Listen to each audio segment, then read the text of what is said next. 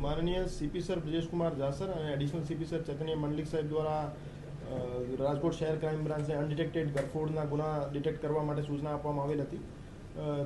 ACP crime Shri Bharat વસિયા સાહેબ અને PI Shri Damor સાહેબ, જાદવ સાહેબ અને ગોંડલિયા સાહેબની ટીમ દ્વારા છેલ્લા 1.5 મહિનામાં રાજકોટ શહેરના 2 અલગ અલગ પોલીસ સ્ટેશનના અલગ અલગ વિસ્તારોમાં થયેલી 5 અનડિટેક્ટેડ ગરફોડ ડિટેક્ટ કરવામાં આવેલ છે.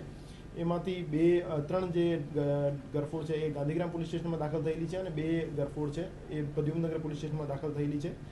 એ 2 રીઢા ગુનેગાર જે છે એ 5 રહેણાંક મકાનોમાં ઘૂસી એમાં ગરફોડ ચોરીને અંજામ આપ્યો હતો. તો આ બંને ગુનેગારોને ચોરીમાં ગયેલ મુદ્દામાલ સાથે રાજકોટ શહેર ક્રાઇમ બ્રાન્ચ દ્વારા અટક કરવામાં આવેલ છે. એ જે 2 ગુનેગાર છે સુનિલ ઉર્ફે આર્યન ભાવેશભાઈ શિયાળ અને કિરણ કિશોરભાઈ એંદરિયા, એમને બંનેને અટક કરી મુદ્દામાલ અમે કબજે કરેલ છે. સુનિલ ઉર્ફે આર્યનના વિરુદ્ધ 9 ગુના દાખલ થયેલા છે, જેમાં લૂંટ, ચોરી, ગરફોડ, મારામારી અને સ્નેચિંગના ગુના છે. અને ટોટલ એમની પાસેથી 101 ગ્રામ સોનું, 1 કિલો જેવી ચાંદી અને 4,11,000 જેવા રોકડ એમની પાસેથી બરામદ કરવામાં આવેલ છે. અને આગળ એમને લોકલ પોલીસ સ્ટેશનમાં હેન્ડઓવર કરી આગળની કાર્યવાહી માટે સોંપી દેવામાં.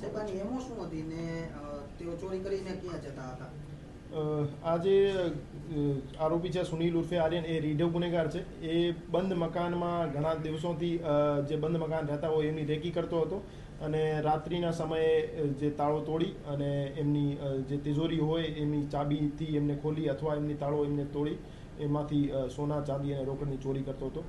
તો હું તમામને અપીલ કરવા માગું છું કે જ્યારે પણ તમે કોઈ બહાર ગામ પ્રવાસ ઉપર જાઓ તો પોતાનો જે મકાન છે એમાં લોક જે છે એ પ્રોપર સેફટી લોક હોય એને લગાવીને જાઓ, આપના પાડોશીને જાણ કરીને જાઓ, પોલીસ સ્ટેશનમાં જાણ કરીને જાઓ અને સીસીટીવી પોસિબલ હોય તો પોતાના ઘરમાં આપ ઇન્સ્ટોલ કરાવો અને એની લગાતાર આપ પડોશીઓ મારફતે ખોજખબર લેતા રહો કે ઘરના બધું તાળા અને લોક બરાબર છે કે કેમ. ઘણા લાંબા સમયથી બંધ પડેલા મકાનોને આ ચોર ટાર્ગેટ કરે છે.